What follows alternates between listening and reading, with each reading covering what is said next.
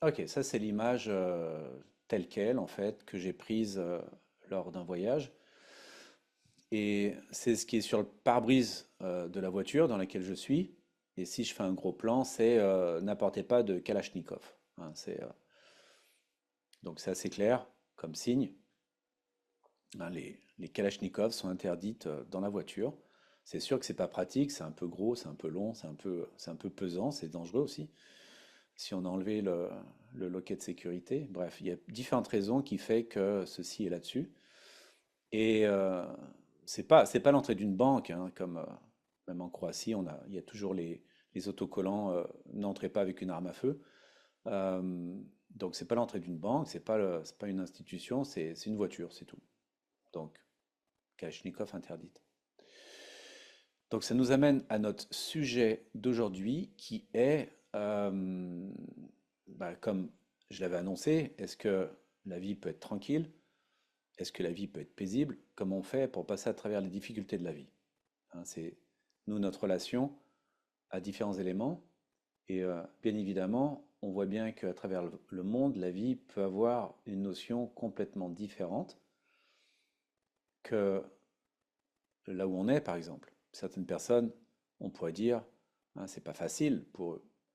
Bien que nous, peut-être, on peut dire, bah, c'est pas facile pour nous non plus, pour d'autres raisons.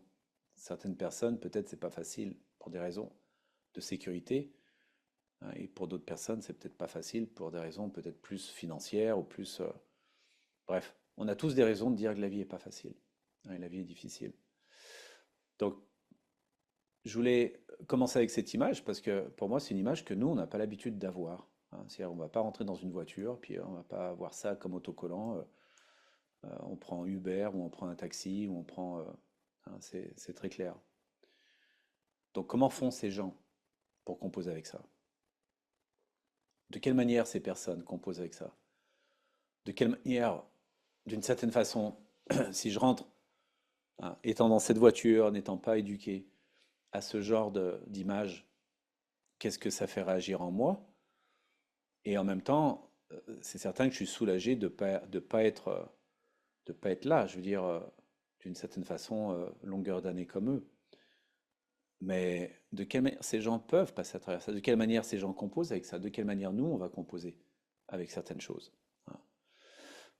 Et bien sûr, je pourrais vous passer d'autres photos, bien évidemment, euh, que j'ai prises aussi durant la guerre civile au Népal dans les années 2001 à 2006, où on se dit, tiens, qu'est-ce que je fais avec ça? De quelle manière je compose avec ça, avec quelque chose qui est là, qui a une certaine forme de rudeur, plus peut-être même qu'une difficulté. Et en même temps, on ne peut pas non plus comparer là où on est pour, d'une certaine manière, se dire, tiens, mes difficultés sont rien par rapport à ça, parce que nos difficultés sont aussi des difficultés.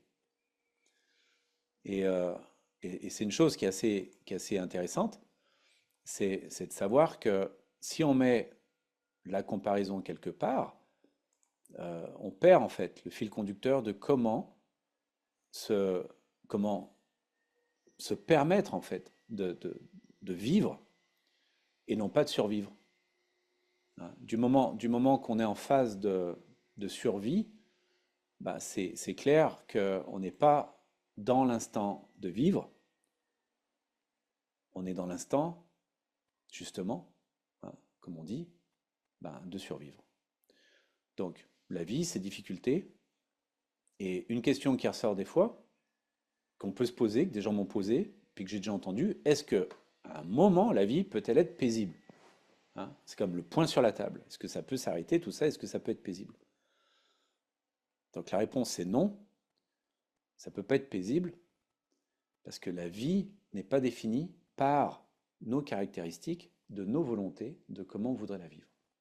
So, pour